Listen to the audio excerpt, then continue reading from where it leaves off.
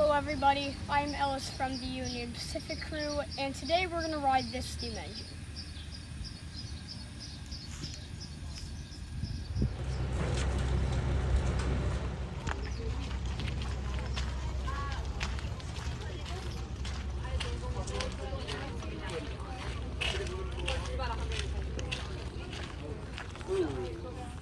I made the executive choice to not. We'll make sure everybody jumps on. You have not heard There's the most adorable horn you've ever heard in your life. Wait, would it meant if it was the other train, would it be loud?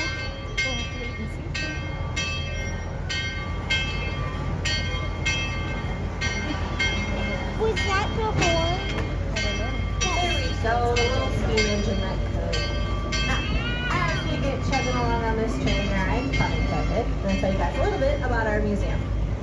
So we were founded. Please enjoy this B-roll while I talk about number 102 and the museum. This time steam was going out of style and diesel was taking over, and people weren't riding trains anymore. They were taking cars, buses, and airplanes.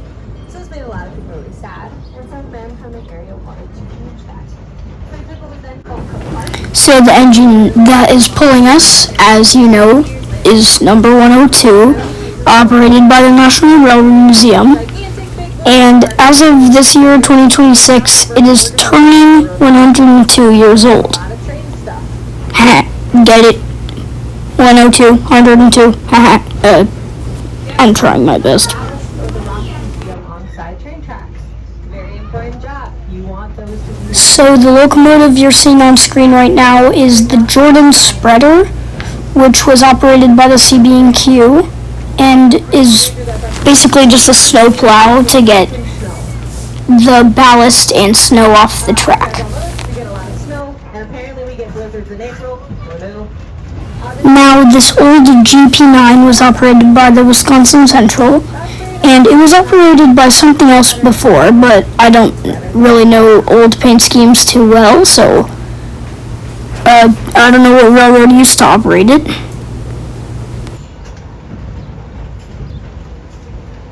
The caboose right there is a Chicago and Great Western caboose, and the other train car behind it is a CB&Q mail car used to hold the mail. This is the newest part of our museum. That's why it's so nice and white and shiny.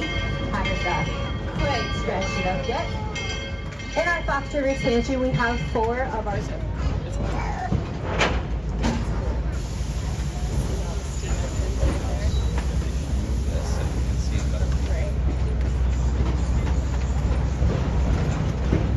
That lonely tender right there used to be 102's tender, but then they removed the tender and turned an old switcher into a thing that looked like a tender, but it really pushes 102.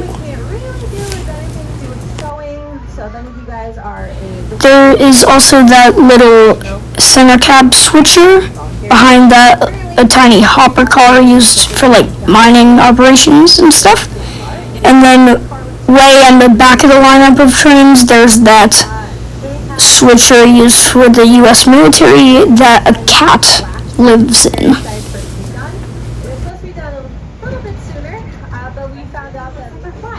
Now we're going over a bridge that the museum calls the Flight Bridge because it looks like you're flying. Ooh, we're flying, no way, oh my gosh. And then you look down and then you see the tracks underneath. Do not panic, do not fret, do not scream. Just raise your hands, and I will raise my hand, and we wave about your phone forever, because I don't get paid enough to get in that water. Nope. I know what's in that water. I'm not getting in there. Haunted houses, horror movies. Right now we're passing Terror on the Fox, which is a fun Halloween thing that the museum hosts around, well, Halloween. And it has a haunted house and stuff. Spooky. Spooky. They run September through October. We use our train to get people to and from the haunted house. I love it. I would love to say that I have gone to it, but every time Right now we're coming up on these two old rail cars, which are the last part on Terror on the Fox. And they're just kind of run down passenger cars that used to be commuter cars when they actually ran. So there's the big haunted house, and then the rail cars we're about to pass. So we are sitting in the open air car, but in front of us, between us and the locomotive, is another train car, a Reading train car, which is called the Josephine, and it is the sister of these two train cars. They picked which one looked the best, and then they took parts from the other ones to restore the Josephine. So then the Josephine used to look like that, but then they restored it, and now it looks how it does. Alright, we're going to make a quick stop at a Hobo boxcar, and I'm going to teach you guys a little bit about it.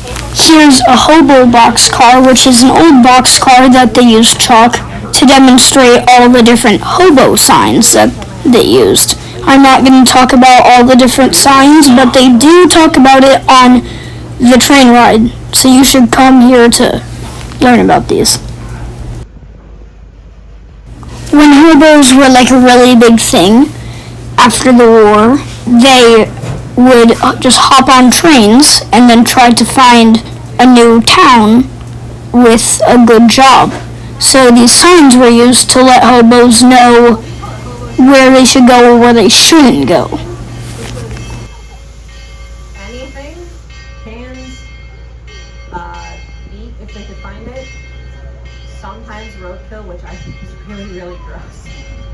But if you got no money and you're traveling on freight cars, you eat what you can, I guess.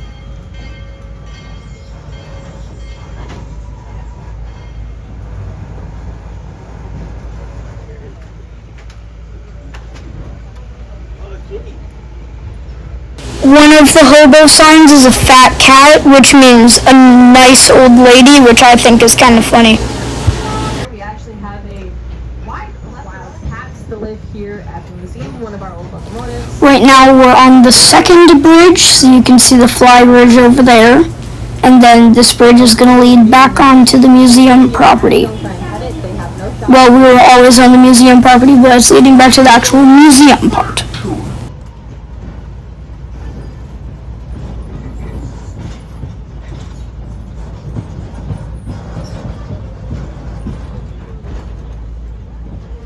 So we're coming up on the little platform where we stop, but this train ride has 2 loops, so we are gonna just go through the platform and then go around again. And a little bit dirty trains. It's got some pretty cool ones in it, but right up front went forward.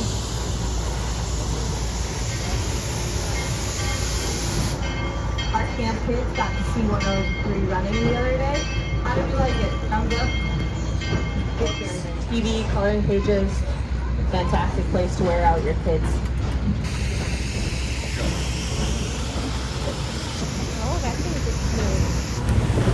Oh, come on, Mom, move your hand. What are you looking at? The semaphore thing just moved? Oh yeah. Cabooses. I think our cabooses are fascinating. Here's one of them. This is our Chicago and Great Western caboose, our little brown one.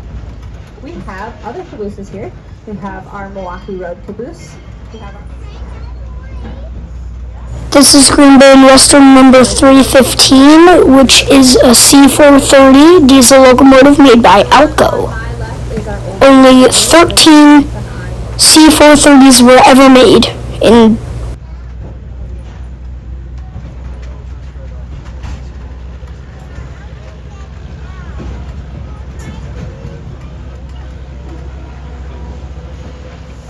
So on the other side of Dustin's We're going over the flybridge again.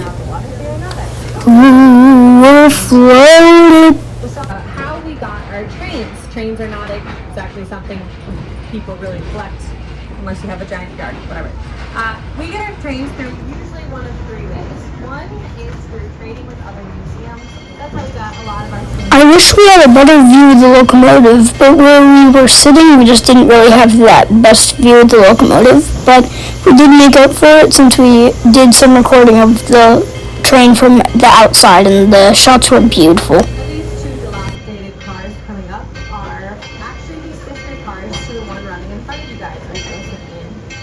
All three of these cars ran on the Reading Railroad, not the Reading, the Reading, like Monopoly. They were used for quite a few decades and then eventually retired. They sat for quite a bit and then were donated to us in the 90s.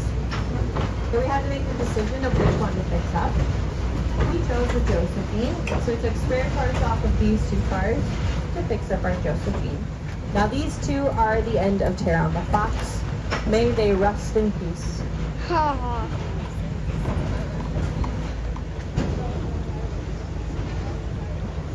many of your engines are operational? How many of our engines are operational? Okay, that depends on who you ask. We have 3 as of right now. Well, okay, it sounds Going over the second bridge again, and then we're gonna pull into the platform where we will deboard. runs when it wants to, which is very rarely. So technically, 2.5. Again, depends on who you ask.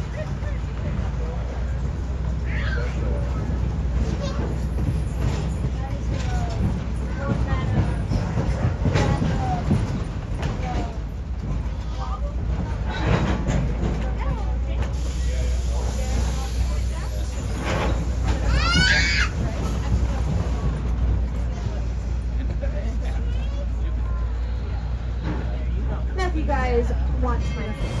So now we're pulling into the station, and then we're gonna deboard the train.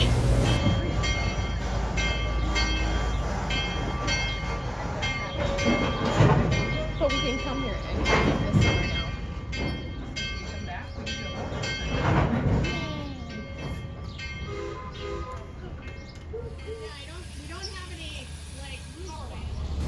So engine number 102 was made in Alco's Philadelphia shops in 1924. It ran for the Sumter and Shasta Railroad. I think I butchered that. And was retired in 1961 because of cracks in the boiler. It was donated to the museum in 1964, and the Green Bay and Western shops made its specialty tender. I got a lot of cool shots of 102, so please enjoy these nice videos.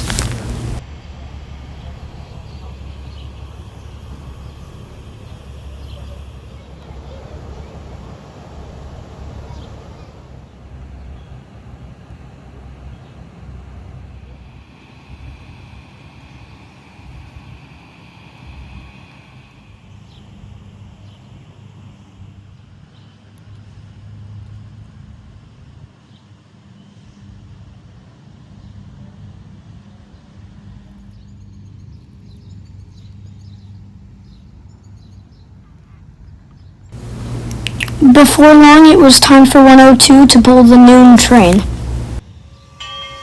So this is 102 pulling out, so enjoy this clip.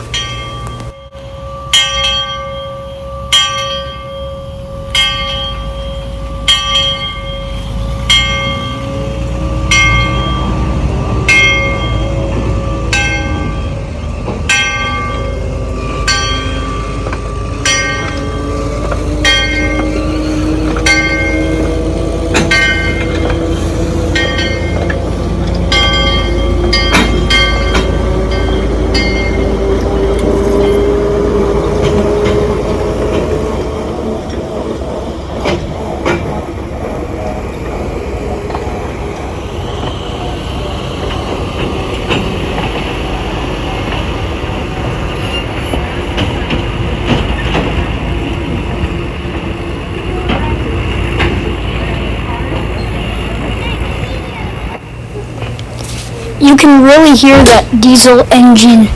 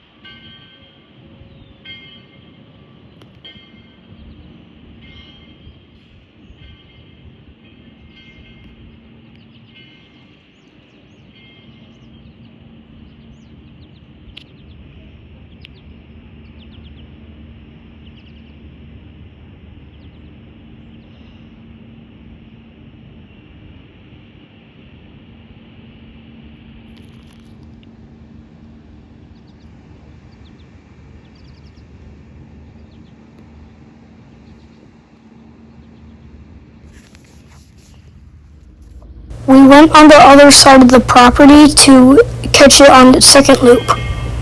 I'd say this is the best clip of the whole video.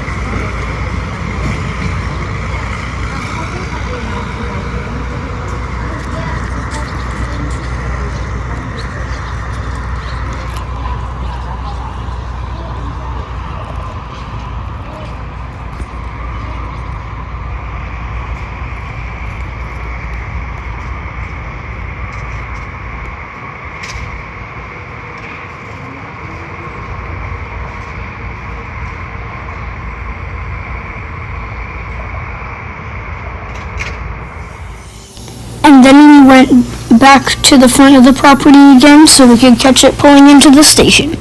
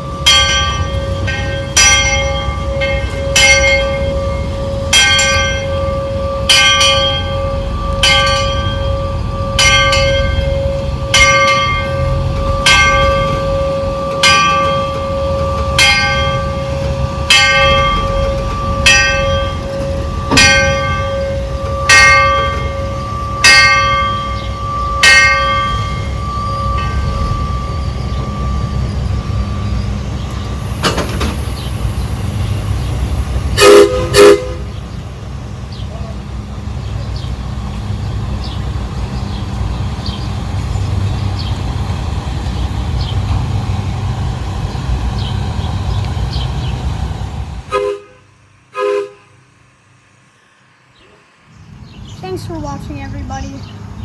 If you liked the video, like and subscribe. I am Ellis from the Union Pacific crew. Bye.